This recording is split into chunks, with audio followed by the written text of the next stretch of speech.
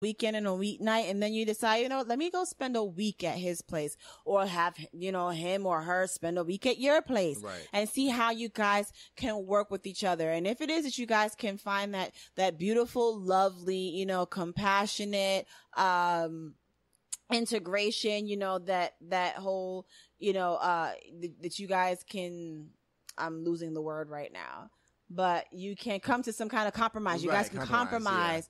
Then clearly living together and cohabitating is a good thing for you. If you find that, you know what, no, I just can't live with her. I love him to death, but I can't live with him.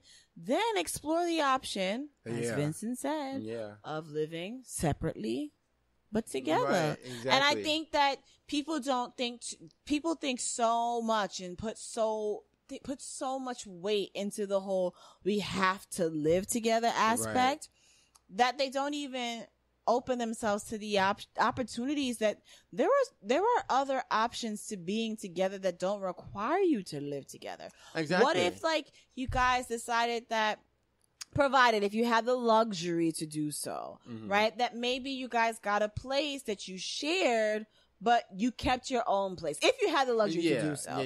Or at the very least, maybe you cohabitate, but you know what, you keep your apartment, and I just spend a lot of time at his place, and she spends a lot of time at my place, or he spends a lot of time at my place, until you guys feel you have reached that comfort level. Like, I feel like people, you know, they date for like 3 months or 2 months and then go, oh, you know, we're going to live together. Yeah, that's, you know, just way too soon.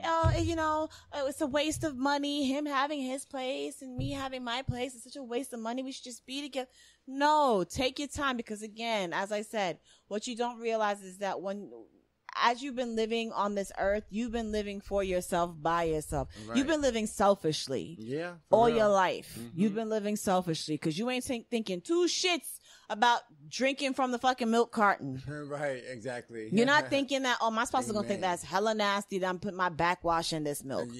You know what I mean? Exactly. Like, you're not thinking twice about that. You're not thinking twice about the fact that, you know what, I didn't clean the stove in like 3 weeks. And, exactly. And you know, I'm not bothered by it, but I don't know if anybody going to be bothered by it. You know what I mean? You're not thinking those things, because again, you're living selfishly. You're living for your pleasure, for your enjoyment, for your comfort.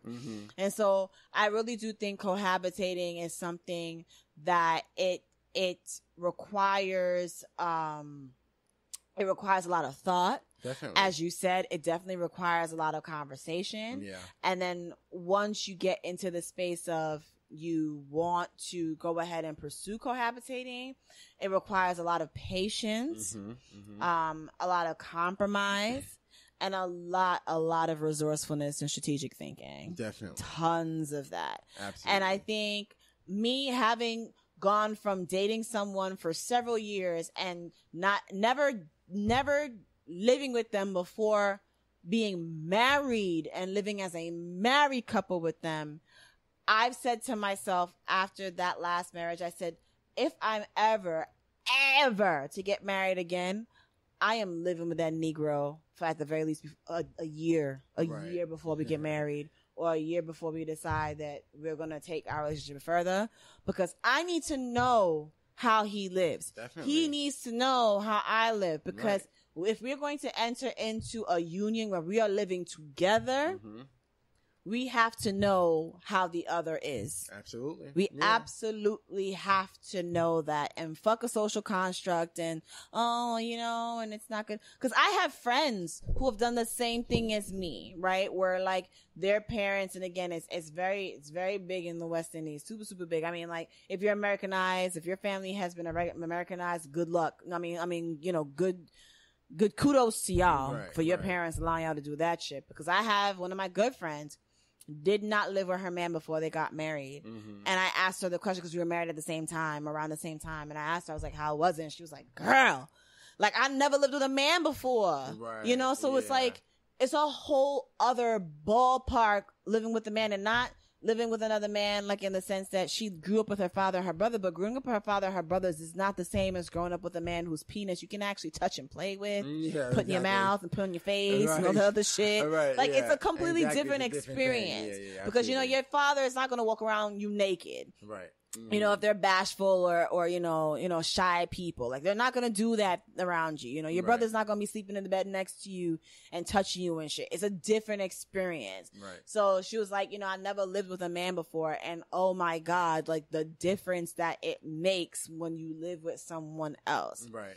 Mm-hmm. And before and as I continue this, one thing I completely forgot to mention, which I should have mentioned prior to every other tip that I've been giving: before you live with somebody else, live the fuck by yourself.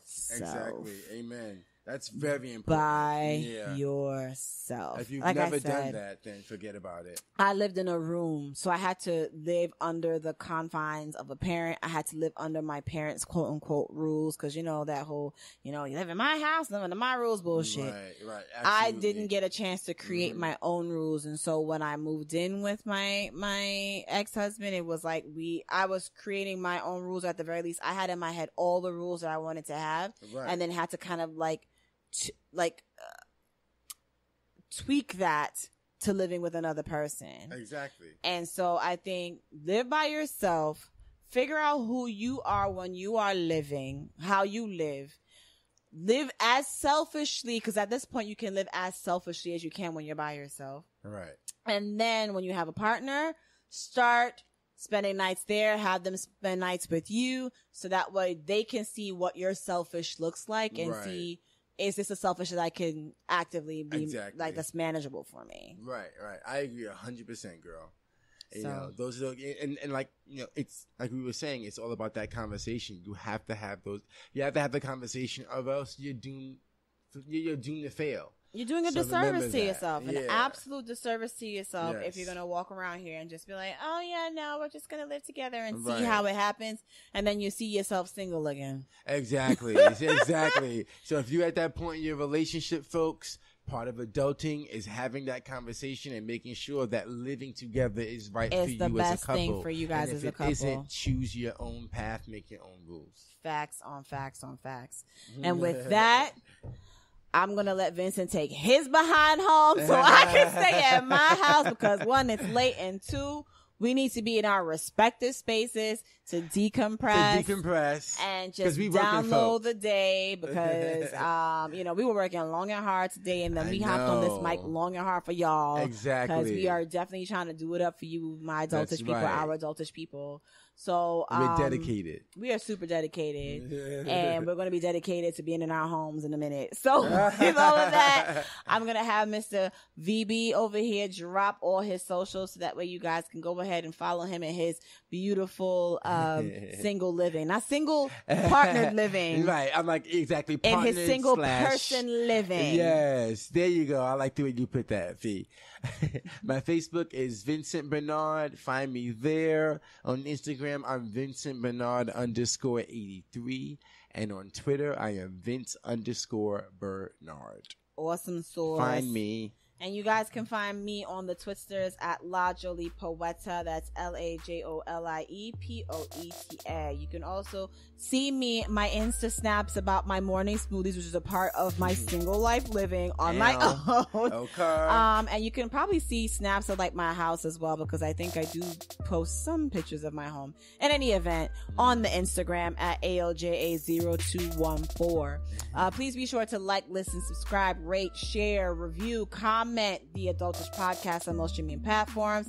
And if you want to hit us up on social media, you can do that as well at Adultish P0DCAST on both Twitter and Instagram. And if you want to share your own stories of cohabitation or single life living on your own, tell us. We would love to read these stories. We would love to hear it. Hell, we might even talk about some of them, bring it up if you guys, provide us the permission to do so. Right. But we absolutely want you guys to join the conversation with us. Yes. So you can do that on social media, or you can send it to us via email at adultish@digidisnet.com. That's adultish@digidisnet.com. Once again, I want to thank you all for listening and for tuning into this conversation.